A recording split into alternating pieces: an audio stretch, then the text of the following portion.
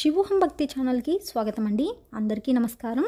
2025 సంవత్సరంలో మౌని అమావాస్య లేదా చొల్లంగి అమావాస్య అనగానేమి, మౌని అమావాస్య యొక్క విశిష్టత ఏమిటి, మౌని లేదా చొల్లంగి అమావాస్యను ఎలా జరుపుకోవాలి, గంగా నదిలో స్నానం చేయలేకపోతే ఏం చేయాలి, పితృపూజ మరియు కోరికలు నెరవేరాలంటే మౌని లేదా చొల్లంగి అమావాస్య రోజున ఏం చేయాలో పూర్తి వివరంగా తెలుసుకుందామండి. మాసంలో మొదటి అమావాస్యను మౌని అమావాస్యగా జరుపుకుంటారండి. మౌని అమావాస్య సాధారణంగా కొత్త సంవత్సరపు మొదటి అమావాస్యగా మరియు మహాశివరాత్రి ముందు ఆఖరి అమావాస్యగా వస్తుందండి. మౌని అమావాస్యకు అర్థం ఏమిటనగా, మౌని అనగా మాట్లాడకుండా మౌనంగా ఉండటమని అర్థమండి. అమ చీకటి మరియు వస్య కామం. అమావాస్యకి మరో అర్థం కలిసి వెతకటమండి. దీని అర్థం పగటిపూట మౌనంగా ఉండి చీకటిని కామాన్ని తొలగించుకోవాలని అర్థమండి. 2025 సంవత్సరం మౌని లేదా చొల్లంగి అమావాస్య శ్రీ క్రోధినామ సంవత్సరం ఉత్తరాయణం హేమంత ఋతువు పుష్యమాసం బహుళ అమావాస్య.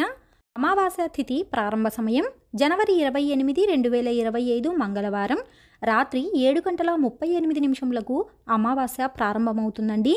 అమావాస్య తిథి ముగింపు సమయం జనవరి 29, 2025 బుధవారం సాయంత్రం 6:54 అమావాస్య తిథి ముగుస్తుందండి. మౌని అమావాస్యను నిర్వహించుకోవలసిన రోజు జనవరి 29, 2025 బుధవారం. మౌని అమావాస్య రోజున స్నాన సమయం జనవరి 29, 2025 బుధవారం ఉదయం 6:38 స్నానాన్ని ముగించుకోవాలండి. మౌని అమావాస్య ప్రాముఖ్యత. మౌని అమావాస్యను మౌనంగా ఉండే అమావాస్య అని కూడా అంటారండి. ఇవాళ సాధువులు మౌనంగా ఉంటారు.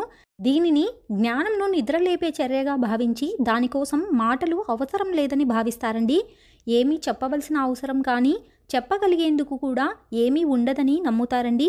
గంగానది నీరు మౌని అమావాస్య రోజున అమృతంగా మారుతాయని నమ్ముతారండి. దీనివలన ఇవాళ స్నానం చేయటానికి గంగానది ముఖ్యమైన నదిగా మారుతుందండి. గంగానదిలో స్నానం చేయటానికి కూడా మౌని అమావాస్య కూడా మేటి రోజు.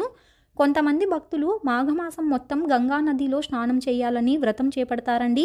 వారు పుష్య పౌర్ణమి రోజున మొదలుపెట్టి మాఘ పౌర్ణమి రోజున వ్రతాన్ని పూర్తి చేస్తారండి. మౌని అమావాస్య రోజున చంద్రుడు లేదా చందమామ మనస్సును నియంత్రించే గ్రహమని నమ్ముతారండి. మౌని అమావాస్య రోజున చంద్రుడు ఉండడండి. ఇవాళ మాట్లాడే మాటలు లేదా నిర్ణయాలు మంచి ఫలితాలను ఇవ్వవండి. భగవాన్ శ్రీకృష్ణుల వారు భగవద్గీతలో చెప్పినట్లు మన మనసే మనకి గొప్ప స్నేహితుడు, అందుకని దానికి సరిగ్గా శిక్షణనిస్తే నియంత్రణలో ఉంటుందని, దానికి మన మీద నియంత్రణనిస్తే అదే గొప్ప శత్రువుగా మారవచ్చునని, శరీరాన్ని మనసును ఆత్మను శుద్ధి చేసుకునే పవిత్ర నదులలో స్నానం మరియు మౌనంగా ఉండే సాంప్రదాయానికి కూడా కారణం ఇదే కావచ్చునండి. మౌని అమావాస్యను ఎలా జరుపుకోవాలి అంటే, మౌని అమావాస్య రోజున ఉపవాసం ఉండాలండి. మౌనవ్రతం చేపట్టాలి మరియు ఒక్క మాట కూడా మాట్లాడకుండా జాగ్రత్త పడాలండి. గంగానదిలో స్నానం కూడా తప్పనిసరిగా భావించాలండి. గంగానదిలో స్నానం చేయటం వీలు కాకపోతే మన ఇంట్లో గంగానది నీళ్లు కొంచెం ఉన్నట్లయితే అందులో కొన్ని చుక్కలు స్నానం చేసే నీళ్లలో జత చేసుకోవాలండి. మరియు స్నానం చేసే ముందు మంత్రాన్ని పఠిస్తూ స్నానాన్ని ఆచరించాలండి. గంగే చ యమునే చైవ గోదావరి సరస్వతి నర్మదా సింధు కావేరి జలేస్మిన్ సన్నిధిం కురు. ఈ మంత్రాన్ని భారత ఉపఖండంలోని అన్ని పవిత్ర నదుల ఆశీర్వాదాన్ని మరియు తమ అంశాలను మన స్నానం చేసే నీటిలో చేరేలా చేస్తుందండి.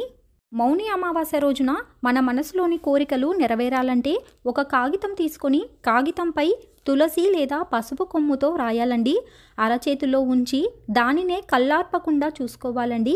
ఇలా ఎంతసేపు చూడగలిగితే అంతవరకు చూసి రెప్పలు వేసే సమయం వచ్చినప్పుడు ఓ ప్రకృతి మాత నా ఈ కోరిక తీర్చు అని వేడుకోవాలండి.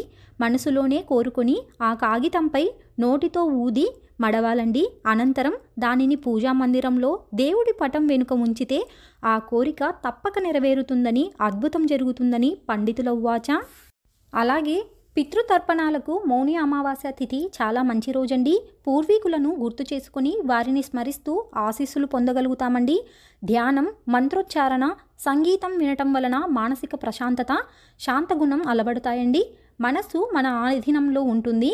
చంద్రుడితో సంబంధం ఉన్నందున రుద్రాక్షమాలను ఈరోజు ధరించవచ్చునండి.